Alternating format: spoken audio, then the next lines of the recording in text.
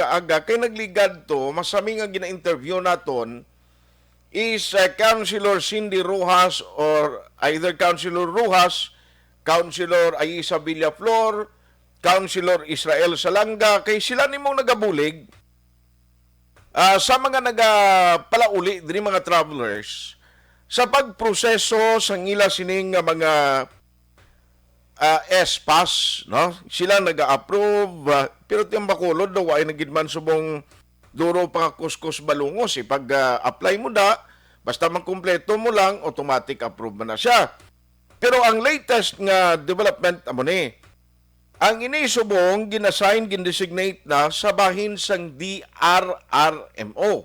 Tidugang ni nga obligasyon para sa ila, ti ibaluon tabi kunano, saan o gin maumpisang ara na sa DRRMO ining trabaho. Online sa hotline. Online sa hotline. Joining us this morning diri sa atong pagpangalagad is Dr. Ana Maria Alaani Punan, ang tagpamuno sang City Disaster Risk Reduction Management Office. Hi Doc, kumusta ka na? Good morning. Hello Doc.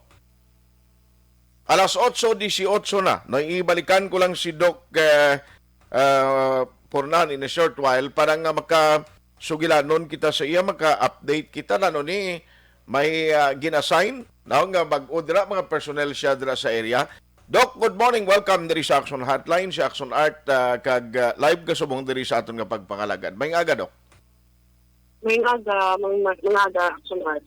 Salamat, Gid. Doc, saan mo maumpisa ni nga gin-designate na sa office mo sa DRR mo ining trabaho, especially sa pag-approve, no? Pagbaton sa mga nagaproseso sa S-Pass? Sang lang Action Art sa mga December. Mm-hmm.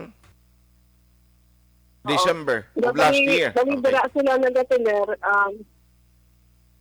Action Art, sorry. Yes, Doc. Yes, Doc.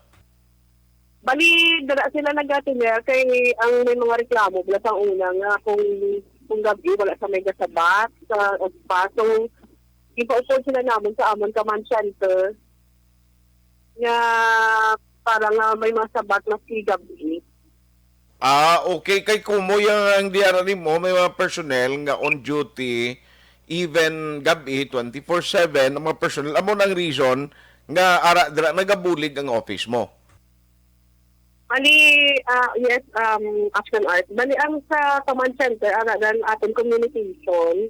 Mm-hmm. At the same time, aradan ang One Hospital Command natin na hotline. Okay. And then, dugang ang ating SPAS na lain man sa mga personnel, pero maupo na sila. Pero ina nga mga personnel, bago na ini mo put up that, Doc? Actually, iyan sang office of the city mayor na mga personnel man na pag sa mga iban ila ni Councilor Cindy, ni Councilor Ising, kag Councilor Ayesha. Okay. Okay.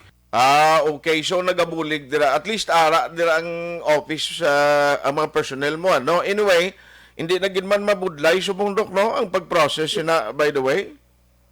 Yes. Actually, kung ara ka sa Panay or Western Visayas, Western Visayas Region 6, you still have to sang ESPA. However, ang iyan na mga requirement is your ID, nga government issued, and your vaccination card. Okay. No, why na gid man ang sa Region 6 do hapos na gilang man no amo na lang ng requirements. Actually Manila man lang niyo kag iban nga mga areas out of Region 6. Amo ni sila nagka-process sa sining S-Pass.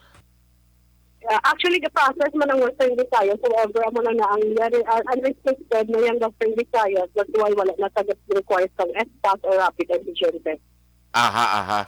So, hindi man dugang ini nga trabaho gali sa office nimo, no? Anyway, may mga personnel man dira nga assign subong nga amo na ang nagabantay da. So, bisan gabi ka mag-process, may ara may tempo nga sa gabi, why gid problema? May ma-accommodate sila, Doc. Yes, sir. Yes, actually. Aha. By the way, isingit ko lang kay kagabi, lang ginkuan ni Action Dale, ang ginheadline niya, kaya ko siya malabutan, parte sa mga teknisyan nga makayos sa CCTV. By the way, Doc, pila ni ka CCTV ang kalayuhon sa Bacolod, Subong? Actually, ang ato ba lang nagkalaguba, especially ito sa atong title of death, at dito lang yung mga iba yung mga first na nato na 39, ba na? Nga first nato yung ano. So, ang iba sila ng unserviceable na, that's why na-kanto na di ang ato, na technician, which is from Cebu. Okay. So, saan o sila ang schedule nga posible magkanto di, Doc?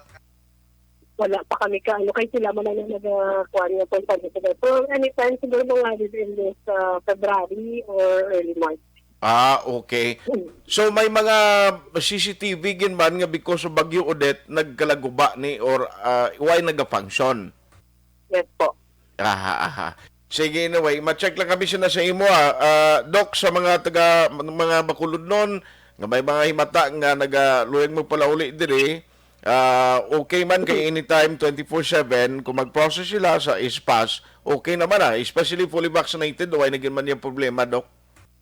Yes po. Doc, salamat gid sa time. Good morning sa imo. Good morning. Actually, thank you very much for the opportunity. Salamat gid. Action Hotline. Anyway,